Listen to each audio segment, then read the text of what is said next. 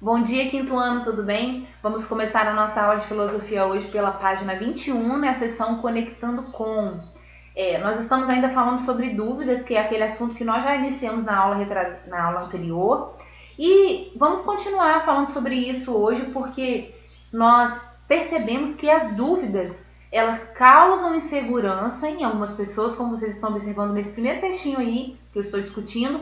E algumas pessoas, elas se sentem inseguras quando são questionadas, não aceitam que outras pessoas tenham dúvidas em relação ao que elas dizem, ao que elas afirmam. Tem pessoas que ficam até chateadas, irritadas, se alguém discorda do que elas disseram.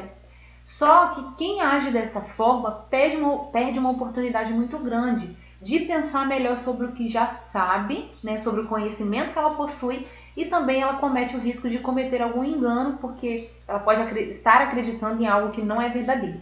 Então nós temos aí um textinho a respeito da importância das dúvidas. Vamos lá. É muito importante reservar um lugarzinho para as dúvidas, porque quando temos dúvidas, procuramos soluções e temos chances de encontrá-las. Então esse lugar que nós devemos deixar as nossas dúvidas não é exatamente um lugar físico. Por exemplo, vou pegar as dúvidas e vou deixar dentro do meu guarda-roupa. Vou pegar a dúvida e vou guardar no armário da cozinha. Não, não é isso. Mas é deixar um lugarzinho para a dúvida dentro da sua mente, na sua consciência, na sua vida. Porque dessa forma, a partir da dúvida, você vai em busca do conhecimento.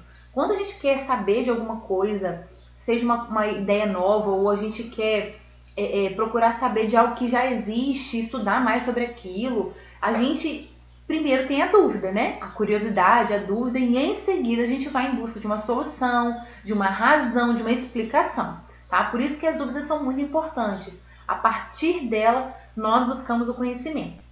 Aí nós passamos para a página 22, na seção Olhar de Filósofo, e tem um textinho, né, no início que diz assim: anteriormente, você estudou que os filósofos valorizam as dúvidas e conheceu a atitude de René Descartes, que duvidava de tudo e só acreditava no que podia comprovar. Lembram? Vocês estão lembrados que a gente estudou isso na aula retrasada? Há pouco mais de 100 anos, um filósofo estadunidense chamado Charles Peirce aprofundou ainda mais esse pensamento. Olha o que ele pensava. Charles Peirce: as pessoas devem pensar, repensar e conversar sobre aquilo que já sabem. Também devem estar dispostas a corrigir suas certezas sempre que descobrirem que estão cometendo algum engano. Afinal, nenhum conhecimento é infalível. Então, para ele, todo conhecimento era válido, né? Porém, as pessoas têm, né, na verdade, esse é o pensamento dele, que sempre refletir. Por exemplo, eu tenho uma certeza, eu tenho um conhecimento, eu tenho que sempre estar refletindo sobre isso, e se em algum momento eu detectar, eu descobrir que eu estava enganada, que aquilo que eu achava que era correto estava errado, eu preciso voltar atrás, né? E aí eu tenho essa oportunidade de corrigir, de realmente aprender aquilo que é correto. Então, o conhecimento é isso, na verdade, né? É um processo de aprendizagem. A nossa vida é assim. Por exemplo, eu sou professora.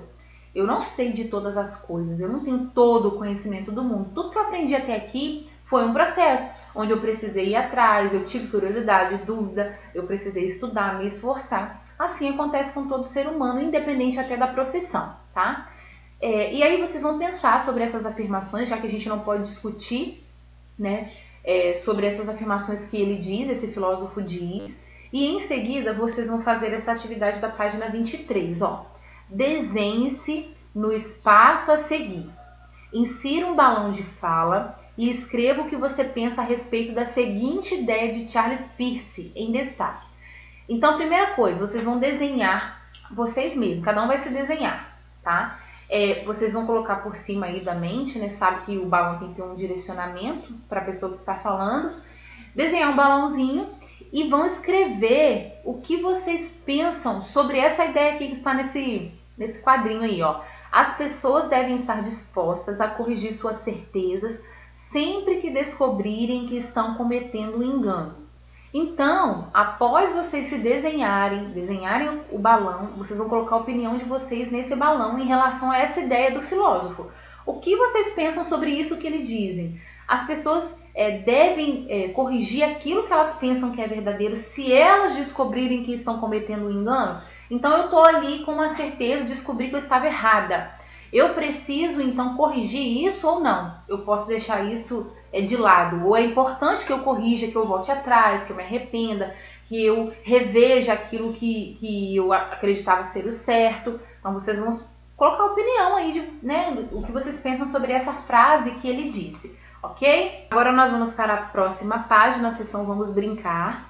Nós temos primeiro um texto aí, vamos lá, ó. Buscar informações pode ajudar na resolução de dúvidas, correção de enganos e ampliação de conhecimento sobre um assunto. Então, a dúvida, ela vai contribuir para você corrigir alguma coisa que estava errada e também para ampliar, aperfeiçoar o seu conhecimento. Você vai conseguir saber mais alguma coisa sobre determinado assunto. Porém, é necessário a observação, pensamento, ou seja, você refletir e às vezes até testar informações para não construir certezas falsas, ou seja, não construir mentiras, enganos na sua própria mente. Essas orientações são seguidas por diferentes pessoas, como filósofos e cientistas. Você também pode aplicá-las em busca de novos conhecimentos. Então, você pode aplicar a dúvida, você pode observar, você pode testar, você pode pensar isso na sua própria vida. Você não precisa ser um cientista ou um filósofo para isso. E aí você vai descobrir novos conhecimentos. Para isso, nós vamos começar hoje com um joguinho aqui, que está lá no material de apoio. Eu vou mandar as regras desse jogo, tá, gente, no portal. E, na verdade, esse jogo será uma complementação sobre tudo aquilo que já estamos estudando. Vai ser até importante para que vocês também façam a atividade avaliativa mais adiante. Então, vocês vão observar aí que tem algumas cartinhas, 2 páginas de cartas no material de apoio, tá? Esses números que estão em sequência aqui, até o número 4, não vai precisar utilizar porque seria mais para a questão da sequência em sala de aula, tá? O certo seria que tivessem pelo menos 5 jogadores, mas acredito que vocês farão esse jogo em duplas, tá? Mas não tem problema, vocês podem criar outras regras que também vai dar certo. Basicamente, a regra desse jogo é a seguinte: tem 8 dicas aqui. Vocês vão observar que tem 3 tipos de assunto. Vai falar sobre biologia, né, que são seres vivos, astronomia, que são os astros, e arqueologia, que são objetos antigos.